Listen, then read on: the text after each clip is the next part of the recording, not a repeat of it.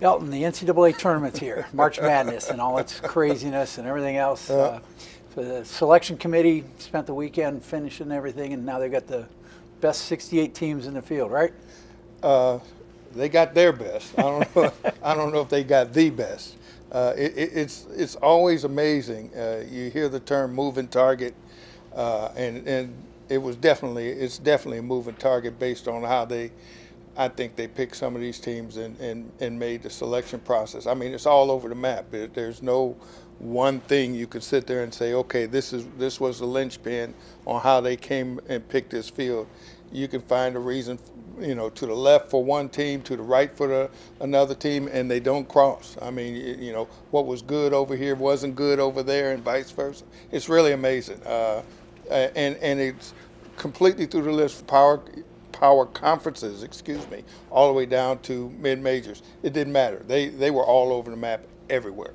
Well, speaking of that, let's look first at the Pac-12. A lot of question marks. I mean, all over the board, right? That is probably the prototype of what they did or did not do.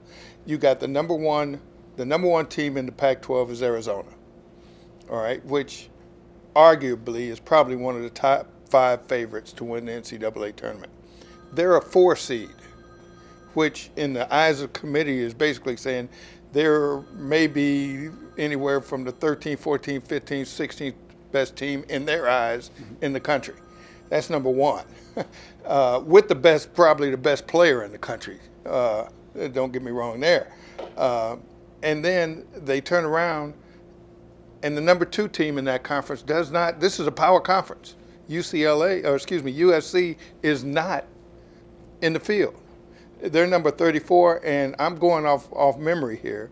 Certainly in the last 5 years, and maybe in the last 10, I think any power conference team with an RPI of 50 and higher has gotten into the tournament.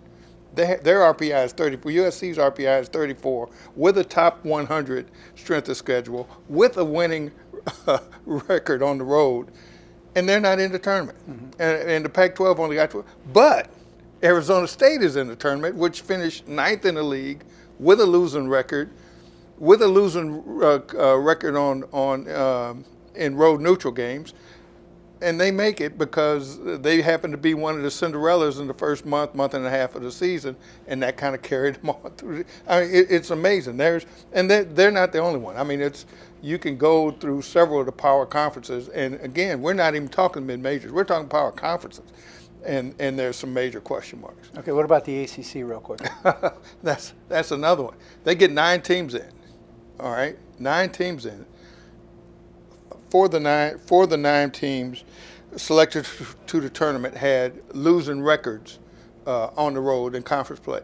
And remember, Bruce Rasmussen, the chairman of the selection committee, emphasized heavily that performance on the road was going to weigh heavily on being selected. Not only did these teams have losing records for the 9 teams from the ACC that got in, 4 or 5 of those teams had non-conference strength of schedule well above the bottom half in the country. A couple of them had in the 300s, which basically said they played nobody.